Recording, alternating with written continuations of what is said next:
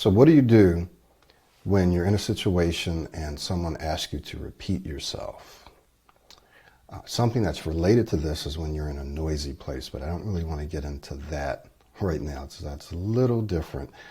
But when it doesn't matter where you're at, but someone can ask you to repeat your name or you said something. And it could be loud. It could be because it's loud that someone asks you to repeat yourself.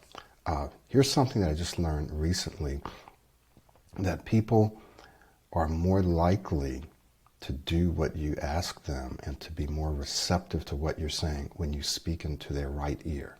There's been actual studies done on that. So that's just kind of an aside, but if you're ever in a loud place and you need to speak to someone, see if you can position yourself to speak to them in their right ear.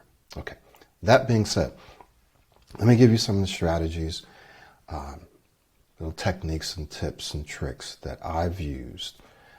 And this really works, so you just have to work them. But someone asks you to repeat yourself. The thing that you want to remember is something that we call the law of control. And this applies to really every aspect of your speech. The law of control says, the more in control that you feel, that you believe you are in and over your life, right? If I'm in control of or over certain aspects of my life, I feel calmer, I feel more relaxed, I feel more confident. I can then perform better. So when I feel like I have more control over my speech and different aspects of my speech, like how I get started, saying my name, saying certain words or letters, being able to clearly articulate my thoughts, being able to repeat myself, the more in control I feel like I am, the calmer I will be, the more relaxed I'll be, and the better I will be able to speak. So what does this mean to you on a practical level? For example, if someone asks you to repeat yourself. Well, one of the things that you've probably heard me say before is you have to take back control. So you have to believe, first of all, that I don't have to rush. I don't actually have to respond immediately and say the same exact thing that I said before. Because if you believe that you do, you're not going to feel like you're in control. You're going to feel rushed. You're going to feel anxious. You're going to feel like your back is pressed up against the wall, and this is the only way that you can respond. So first of all, you have to remove that belief, because 99.999% of the time, it's just not true. I was even in the military where I had to stand in front of a group and I had to say a command, and I found a way to get myself into a particular rhythm or to get a sound out so that I could give that command. So it was as close to having my back pushed up against the wall, having no flexibility as you could get. However, I still found a way to take control and say what I wanted to say. And so you can too, and most situations are not going to be that kind of pressure where you're the leader, you have to give a command, and you can't say a whole bunch of other stuff in front of it, but you can still find a way. Okay. So for example, someone asks you to repeat yourself. For example, let's just say that you say your name, so it could be anything. And then they say, I'm sorry, what did you say? Would you repeat yourself? Or excuse me? Then you pause for just a second or half a second. It doesn't even have to be a second. It's just a pause. Maybe you take a breath and you say something like, oh, sure, what I said was, or, oh, I was just saying, oh, well, what I wanted to say was, right? Now, this is very important. Now, if you say, no, I don't want to say that, then you've just backed yourself into a corner, and this isn't going to help you. So you have to trust that it's not going to sound weird. That's going to be totally okay for you. I've done it who knows how many times for how many years, and trust me, it doesn't sound weird at all, right? Just someone says, what did you say? No. You said, what? Oh, sure. Well, what I said was, so let's just say your name. Let's say that you were saying your name.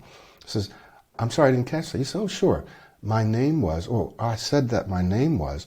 So what that's doing is you're taking control because you just paused a little bit. Even if you didn't pause, we took control. And let's say you pause.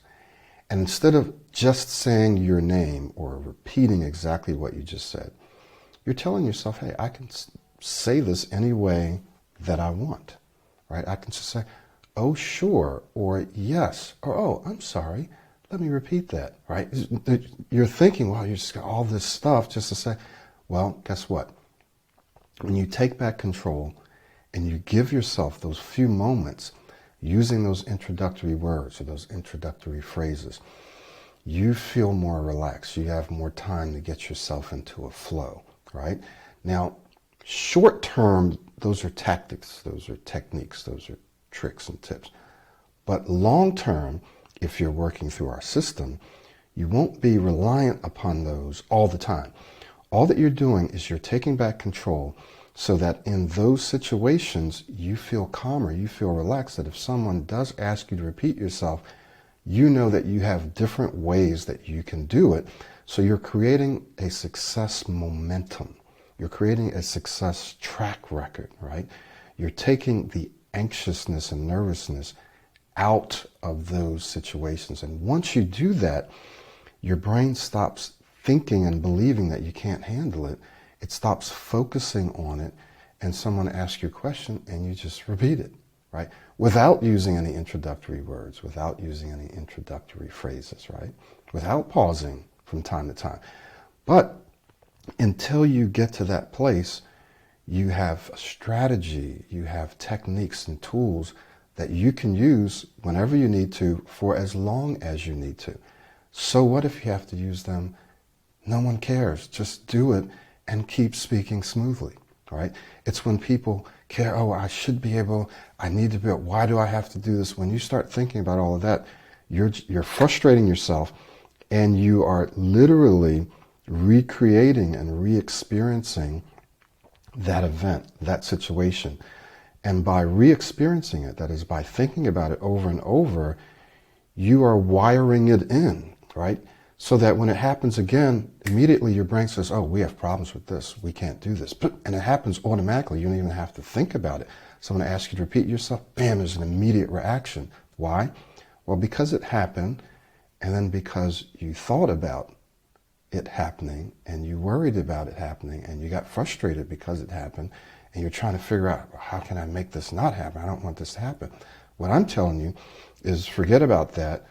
Here are some strategies that you can use to help give you control so that you can say what you want to say. Just remember, they're just asking you, if you gave them your name, they want your name, but there's various ways that you can introduce yourself. There's various ways, we call this the law of flexibility. There's various ways that you can do it. So you have to believe that, and you have to trust it, and you have to do it, because in the long term, the more you're able to speak with the flow, the more successful you are at saying what you want to say, right? The more successful you are, the more successful you'll be. So this is a long-term strategy. And when I say long-term, I'm not just talking about years, and sometimes I'm talking about weeks or months for you to wire in the experience that, hey, even if it doesn't come out this way, I can say it this way, or I can say it that way. And let me tell you how that's helped me in life. Because I've had to think really quickly on my feet, and I've had to find different ways to say things, it's helped me to, number one, be able to think really quickly on my feet. But two, it's given me a broader vocabulary so that I can explain things in different ways and have it be very accurate, have it sound great. I don't have to dumb things down. I just have a variety of different ways that I can explain things, right? And that's helped me as a teacher, as a professor, as a preacher, as a speaker, as a speech coach.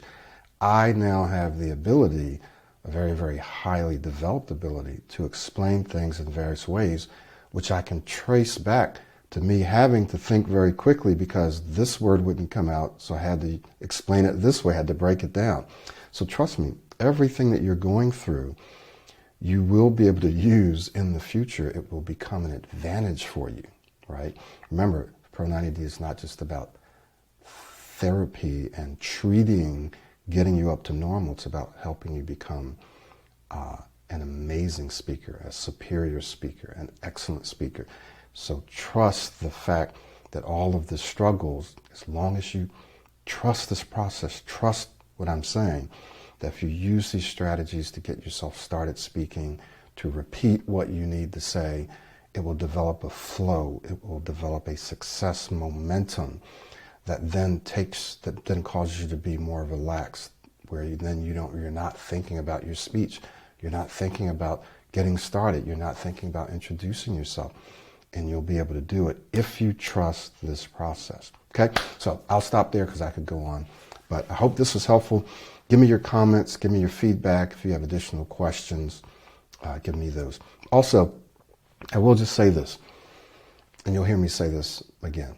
It's not just about what you do in the moment that counts. It's what you do in all the moments leading up to that moment. So if you immerse yourself in this process, and many of my clients can tell you this, there's going to be times where there's dips, and you're not going to get the traction that you want, but you just keep at it, and it will click. One day it will click, and sometimes there will be various clicks. But I just watched one of my clients do this. He just stayed with it, and I walked him through it, and it clicked. And now he's an amazing speaker, right? But he kept struggling. He was immersing himself. He was doing everything. It was like, why isn't this working? Well, it was working. He could see some results, but they weren't as consistent. I said, just stick with it. Keep doing this. And then, bam, it just clicked, right? So it's not just trying to use these techniques in any given moment or situation and expect for them and them alone to work for you all the time. That's not really what they're there for. You have to change your speaking identity. We show you how to do that, but you have to do it consistently. It's like learning a new language. You can't just expect to walk out and just be fluent. You're going to mess up. You're going to sound stupid. You're not going to be able to say all the things you want to say. But if you keep at it and you're consistent, all of a sudden it starts to click and you start transferring, right? You start kind of moving into that level of fluency where one day you're able to say stuff and you're not thinking about it. But that didn't happen all of a sudden. It was because of the law of accumulation. It accumulated. Okay, so now I'm going to stop. Talk to you guys later.